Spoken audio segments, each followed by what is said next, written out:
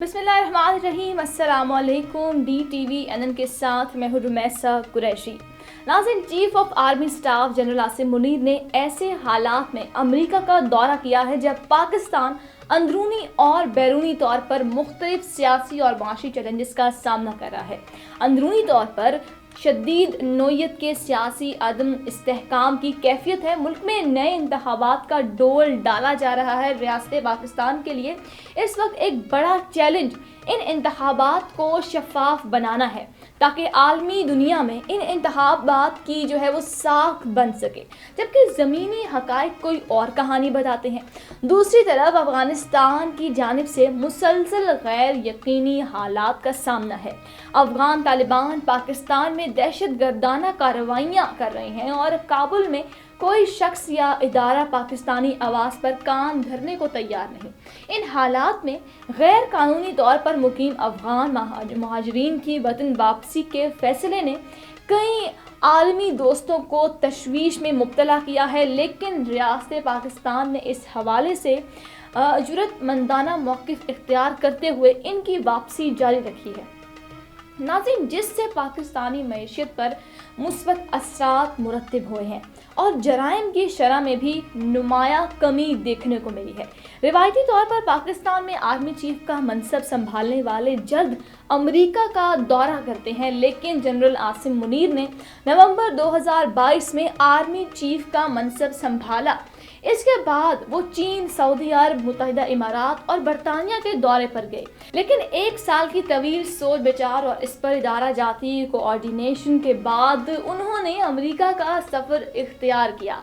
अपनी जगह पर यह भी एक हकीकत है कि पाकिस्तान और अमेरिका के दो तरफा ताल्लुकात मुस्तकिल तौर पर एक कैफियत में नहीं रहते, लेकिन इसके साथ साथ हमें ये हकीकत फरामोश नहीं करनी चाहिए कि पाकिस्तानी सिविलियन हुकूमत और अमरीकी हुकूमत के माबैन ताल्लुकात कशीदा हों या खुशगवार हों, दोनों मुल्कों के फ़ौजी मराकज़ कभी भी आपस के बाहमी ताल्लुकात में रखना नहीं डालते।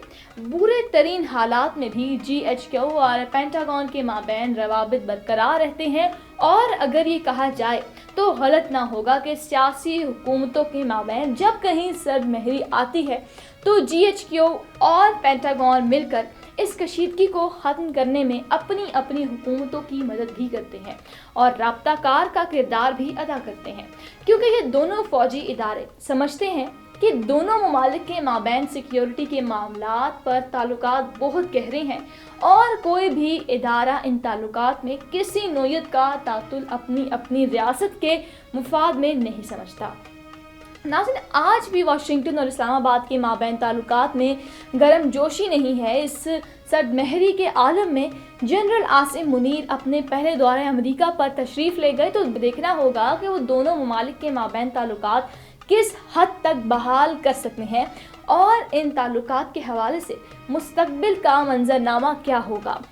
और कारोबारी अदम तवाज़ुन के बायस पाकिस्तानी सरमाया चीन में मुंतकिल हो रहा है और चीन की जानिब से इस अदम तवाज़ुन को ख़त्म करने की कोशिश भी नहीं की जा रही।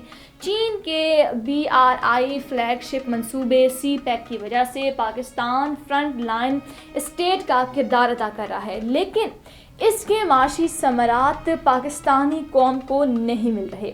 अमेरिकी इंतज़ामिया में ये सोच भी परवान चढ़ रही है कि पाकिस्तान बददरेज अमेरिकी ब्लॉक से निकल कर चीनी ब्लॉक में जा रहा है। गलबा इसी सोच के तनाजुर में आर्मी चीफ ने कहा कि पाकिस्तान ब्लॉक्स की सियासत में हिस्सा नहीं लेगा।